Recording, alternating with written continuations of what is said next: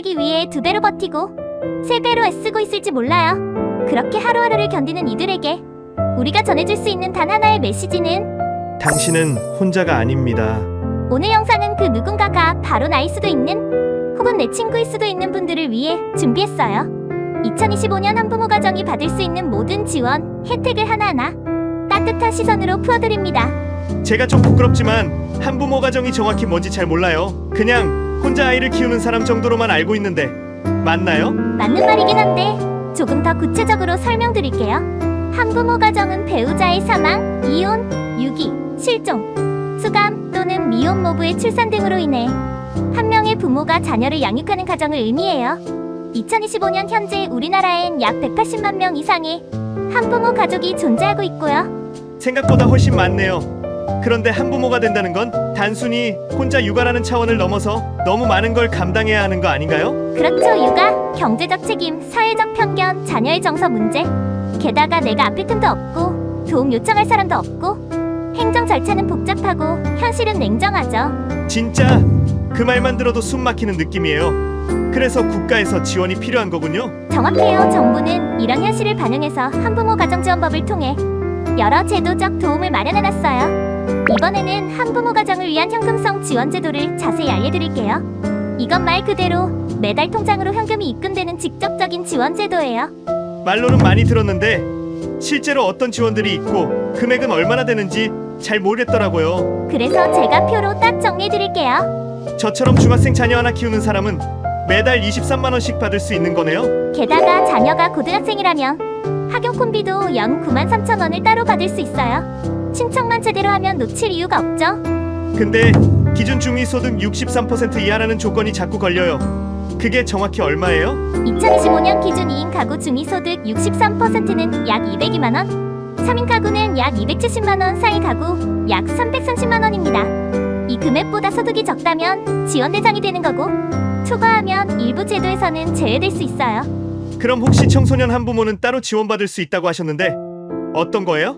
만 24세 이하의 청소년 한부모는 일반 아동양육비보다 더 많은 월 37만 원을 받을 수 있어요.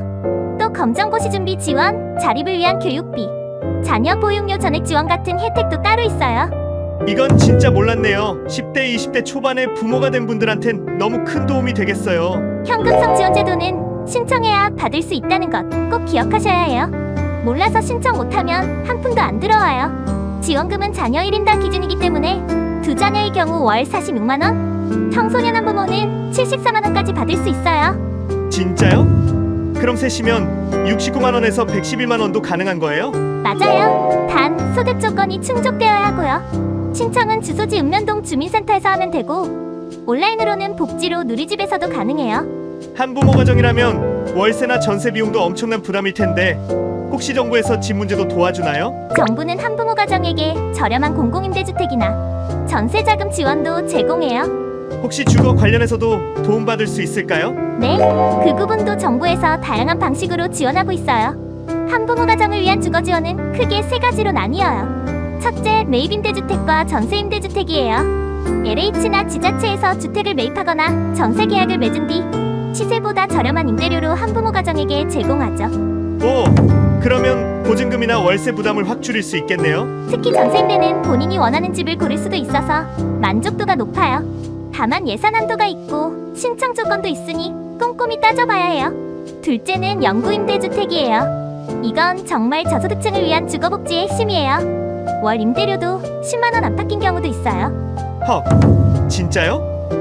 그런 집이 아직 있어요? 네, 신청 조건이 좀 까다롭긴 하지만요. 기초생활수급자나 차상위 계층, 그리고 일정 소득 이하의 한부모 가정이 신청할 수 있어요. 셋째는 주거급여예요. 이건 직접 현금으로 월세 일부를 보조해주는 제도예요. 자가에 거주할 경우엔 주택수선비를 지원받을 수도 있고요. 아, 그러면 월세 내는데 조금이나마 숨통이 트이겠네요. 주거급여는 국민기초생활보장제도의 일환이기 때문에 수급 자격을 갖춰야 해요. 소득 인정액이 기준 중위소득 47% 이하의 경우 가능해요. 솔직히 이런 제도들 알려주는 사람이 없으면 모르는 게 당연한데요. 주거지원 제도는 지역별로 공급 물량과 대기 기간이 천차만별입니다. 꼭 해당 지자체 LH나 복지 포털에서 지역 우선 공급 여부를 확인해 보시고 다자녀 한부모라면 우선순위가 부여되니 신청 시 반드시 체크하세요. 그럼 아이들 교육비나 학원비 같은 것도 좀 지원이 되나요? 정부는 한부모 가정 자녀의 교육 기회를 절대 놓치지 않기 위해 다양한 교육 돌봄 지원을 마련했어요. 먼저 초중고 자녀를 둔 경우 교육비 중 일부를 현금성으로 지원하는 아동양육비가 있어요. 월 23만 원 정도인데 자녀 수에 따라 더 많아질 수 있어요. 이건 저도 들어본 것 같아요. 조건은 어떻게 돼요? 소득 인정액이 기준 중위소득 63% 이하이면 가능해요. 또 자녀가 만 18세 미만이어야 하고요. 그리고 교육청에서 진행하는 교육비 지원도 있어요. 급식비, 방과 학교비, 교복비 같은 항목들이 지원 대상이에요. 교육비 지원은 복지로가 아니라 교육비 원클릭 신청 시스템에서 따로 신청해야 해요. 교복비 그것도 은근히 비싸던데. 그렇죠. 20에서 30만 원 훌쩍 넘거든요. 그런데 놓치고 지나가는 분들이 많아요. 꼭 매년 확인하셔야 해요. 그리고 아이 돌봄 서비스도 있어요. 아이 돌보미가 가정으로 방문해서 아이를 돌봐주는 서비스인데 한부모 가정은 이용요금이 대폭 감면돼요.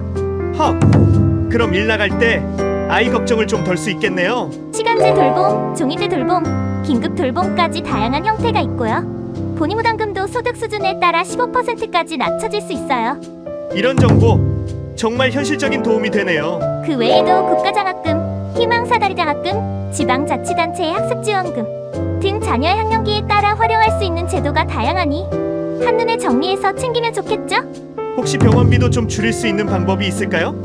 감기만 걸려도 병원비가 무서워요. 당연히 있죠. 한부모 가정에게는 의료 지원도 중요한 복지 중 하나예요. 가장 대표적인 건 의료급여 2종 또는 2종 자격이에요. 기초생활수급자라면 1종, 차상위 계층은 2종으로 지정돼요. 이 경우 병원비, 약값, 입원비 등을 대폭 지원받게 돼요. 그러면 일반 진료도 거의 무료로 되는 건가요? 네, 1종은 외래진료 1,000원 이하, 입원비는 전액 지원. 2종은 본인 부담금이 조금 있지만 크게 낮아요. 그리고 건강검진도 무료로 받을 수 있어요. 또 만성질환이 있는 경우에는 본인 부담경감제도나 재난적 의료비 지원도 활용할 수 있어요. 자녀가 아프면 부모로서 가장 가슴 아프잖아요. 맞아요. 병원비 때문에 병원 못 가는 게 제일 슬픈 일이죠. 그리고 산모와 신생아를 위한 산후조리 지원, 영유아 건강검진, 예방접종 무료 지원도 있어요. 지역보건소와 국민건강보험공단을 통해 꼭 확인하셔야 해요. 이렇게 꼼꼼하게 알려주시니까 희망이 좀 보여요. 한부모 가정이 의료 사각지대에 놓이지 않도록 정부가 계속해서 제도를 마련하고 있으니 몰라서 못 받는 일이 없도록 하셔야 해요. 근데 갑자기 실직하거나 아프게 되면 어떡하죠? 당장 생계가 막막할 때는 진짜 막막하잖아요. 그래서 정부에서는 이런 위기 상황에 대비할 수 있도록 다양한 긴급생활 지원 제도를 마련해뒀어요. 첫 번째는 바로 긴급복지 지원 제도예요. 갑작스러운 실직, 질병, 화재, 가정폭력 등으로 생계가 곤란해진 경우 최대 6개월간 생계비, 주거비, 의료비 등을 즉시 지원해주는 제도예요. 우와! 신청하면 바로 받을 수 있나요? 네, 선지원, 후조사 방식이라 급한 경우엔 신청 후 바로 지원받고 이후의 소득이나 재산 조사를 통해 최종 확정되는 구조예요. 주민센터에서 신청 가능하고 129 보건복지상담센터에 전화하면 상담도 받을 수 있어요. 두 번째는 한시생계지원금 같은 제도예요. 이것도 예산 상황에 따라 시기별로 지급되는데 보통 코로나나 물가 상승 같은 상황에 대응해 저소득 가구에 현금을 지급하는 방식이에요. 2025년에도 지역별로 일정 규모가 있을 예정이니 지자체 공고를 잘 확인하셔야 해요. 그런 제도들은 정말 생명줄 같은 거네요. 또 푸드뱅크, 물품 나눔 창고, 긴급 생계물품 지원도 가능해요. 기초생활수급자뿐 아니라 한부모 가정 등 취약계층은 신청 가능하고 지역자활센터나 복지관 통해 접근하시면 됩니다. 여기서 팁! 갑작스러운 위기 상황일수록 내가 받을 수 있는 복지인지 판단하기 어렵죠. 이럴 땐 주민센터보다도 복지사각지대 달굴 신고센터, 129 보건복지콜센터, 지역사회복지사 연결이 훨씬 빠릅니다. 도움 요청을 망설이지 마세요. 이렇게 갑작스러운 위기 상황에서 받을 수 있는 긴급 지원 제도까지 살펴봤는데요.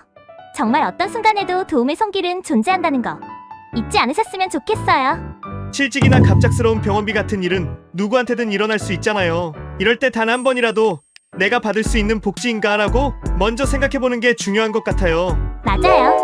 복지제도는 극소수의 특수한 사람들만을 위한 게 아니라 우리가 지금 이 순간 필요할 때 꺼내 쓸 수 있는 공공자원이니까요. 근데 이게 끝이 아니잖아요. 다음 편이 더 대박이라면서요? 그럼요. 이 편이 본편 중에 본편입니다. 한부모 가정을 위한 고용 지원, 창업 지원, 심리 상담, 자녀 맞춤형 성장 지원까지 하나하나가 삶을 바꿔줄 수 있는 정보들이 쏟아져 나옵니다. 다음 편에서는 이렇게 풍성한 내용을 한꺼번에 다뤄드릴게요. 감사합니다. 시청해주셔서 감사합니다. 오늘 영상이 도움이 되셨다면 구독과 좋아요, 알림 설정도 부탁드립니다.